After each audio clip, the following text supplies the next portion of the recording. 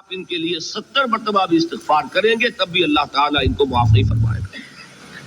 اور جب یہ آیت نازل ہوئی تو اس کی جو مفہوم کی شدت ہے اس کا آپ کو اس سے اندازہ ہونا چاہیے کہ حضور صلی اللہ علیہ وسلم جو سراپا رحمت اور شفقت تھے، آپ کی طبیعت میں رحمت، مودت، رأفت، نرمی کوٹ کوٹ کر بھری ہوئی تھی۔ 2 مرتبہ تو قرآن مجید میں اللہ تعالیٰ نے حضور کو خطاب کر کے فرمایا کہ اے نبی، آپ کی نرمی کے مستحق اہل ایمان ہیں، لیکن آپ کے مزاج میں چونکہ نرمی ہے، شفقت ہے، تو کفار اور منافقین اس سے فائدہ اٹھا لیتے ہیں۔ 2 مرتبہ حضور سے کہا گیا یا ایھا النبی جاہد الکفار والمنافقین واغلظ علیہم ومأواہم جہنم وبئس المصیر۔ اے نبی صلی اللہ علیہ وسلم، آپ اپنے مزاج کے خلاف ہی کریں، اپنی طبیعت پر جبر ہی کریں، لیکن ان کافروں اور منافقوں پر سختی کیجیے، ان کے ساتھ نرمی کے ساتھ پیش نہ آئیے، ان کا ٹھکانہ جہنم ہے اور وہ بہت برا ٹھکانہ ہے۔ تو حضور نے اپنے اسی مزاج کی رحمت اور رافت کی بنا پر فرمایا جب یہ آیت نازل ہوئی کہ معاملہ 70 مرتبہ کا نہیں ہے۔ اگر مجھے یہ امید ہوتی کہ میں 70 مرتبہ سے زیادہ استغفار کروں گا تو ان کو بخش دیا جائے گا تو میں کرتا۔ یعنی اس کے معنی کیا ہے کہ در حقیقت عدد 70 کا مراد نہیں ہے، بلکہ اللہ تعالیٰ نے مجھے روک دیا ہے اور مجھے بتا دیا ہے کہ کتنا بھی استغفار میں کروں ان منافقین کے لیے وہ ان کے لیے سود مند نہیں ہوگا۔ 70 نہیں 70,000 مرتبہ میں کرنے کو تیار ہوں اگر امید ہو، لیکن یہ ہے کہ در حقیقت اس کے معنی یہ ہے کہ کسی شکل میں بھی منافقین کے لیے مغفرت نہیں۔ اب ان 2 چیزوں سے اندازہ ہو جانا چاہیے کہ کس قدر قابل حذر شے، کتنی خوف کے لائق ہے، انسان کو کتنا اس سے بچنا چاہیے۔ اس کے ساتھ ایک مغالطہ ہے جو ہمارے ذہنوں میں لاحق ہے۔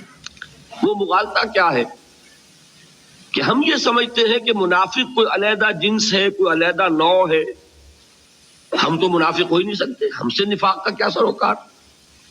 اچھی طرح سمجھیے اس بات کو کہ جب ہم ان آیات پر سے گزرتے ہیں، ان احادیث کو پڑھتے ہیں جن میں منافقین کے انجام کا ذکر ہے، تو ہم لرزتے نہیں۔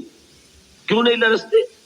کہ ہم سمجھتے ہیں یہ تو منافقوں کا ذکر ہے، ہمارا تھوڑا ہی ہے۔ یہ چیز وہ ہے کہ جس کی بنا پر جو ان آیات کی تاثیر ہونی چاہیے اس سے ہم محروم رہتے ہیں۔ تو وہ جو نظم سنائی تھی حافظ عرفان صاحب نے کہ آنکھیں ہیں کہ نم ہوتی ہی نہیں، کہنے کو تو ایک محفل میں پڑھ پڑھ کے سنایا جاتا، قرآن پڑھا جا رہا ہے، آنکھوں میں نمی نہیں آ رہی، دل میں نرمی نہیں آ رہی۔ ایسی وعید والی آیتوں پر سے ہم گزرتے ہیں جس کو پڑھتے ہوئے سنتے ہوئے صحابہ کانپ جاتے تھے، ہمیں کچھ نہیں ہوتا، اس لیے کہ ہمارے ذہنوں میں یہ بیٹھا ہوا ہے، جیسا کہ میں نے عرض کیا، ہم تو بخشے بخشا ہیں، ہم سے کیا سروکار، یہ تو کافروں کی بات ہے۔ اسی طرح جہاں منافقین کا ذکر آتا ہے اس پر سے ہم سرسری طور پر اس لیے گزر جاتے ہیں کہ ہم تو منافق تھوڑا ہی، ہم سے کیا سروکار نفاق کا۔ لہذا ان آیات کو پڑھ کر جو ہمیں اپنے گریبانوں میں جھانکنا چاہیے تھا وہ ہم نہیں کرتے۔ اس کیفیت کو میں چاہتا ہوں کہ 2 روایات کے ذریعے سے میں پہلے، ویسے تو بعد میں قرآن مجید سے جب میں حقیقت بیان کروں گا نفاق کی تو مضمون کھل جائے گا، لیکن 2 روایات، ایک حدیث اور ایک واقعہ ہے، بلکہ 2 واقعے، 3 میں آپ کے سامنے رکھتا ہوں جس سے آپ کو اندازہ ہوگا کہ صحابہ کا طرز عمل کیا تھا، کس قدر برعکس تھا ہمارے طرز عمل سے۔ پہلا تو قول رسول ہے صلی اللہ علیہ وسلم، ما امنہ الا منافق وما خافہ الا مؤمن۔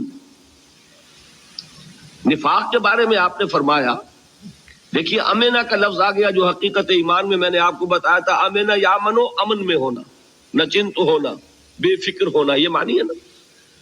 ما امنہ الا منافق، نفاق سے اپنے آپ کو بالکل پاک اور صاف اور بالکل یوں سمجھیے کہ نچنت محسوس کرتا ہے کون؟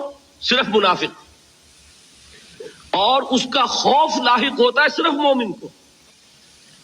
مومن کو خوف لاحق ہوگا کہ کہیں نفاق کا مجھ پر حملہ نہ ہو جائے، اس کی بالکل واضح میں بات آپ کو بتا دوں کہ جس کے پاس دولت ہوتی ہے اسے چوری کا ڈر ہوتا ہے، جس کے پاس ہے ہی کچھ نہیں اسے کیا چوری کا ڈر، پاؤں پھیلا کے سوئے گا۔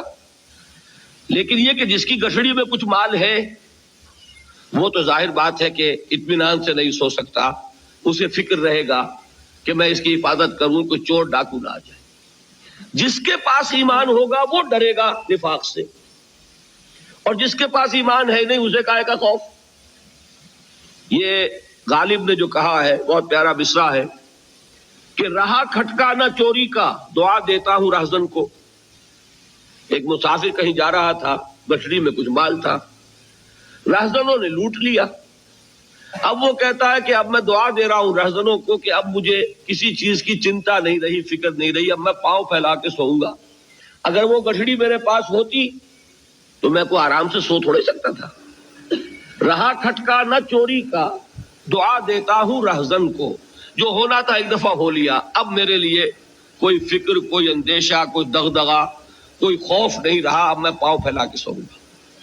تو جس کے پاس ایمان کی دولت ہوگی اسے نفاق کا خوف رہے گا، جس کے پاس ایمان ہے ہی نہیں، دل میں پہلے ہی نفاق کے ڈیرے ہیں، وہ نفاق سے کیا ڈرے گا۔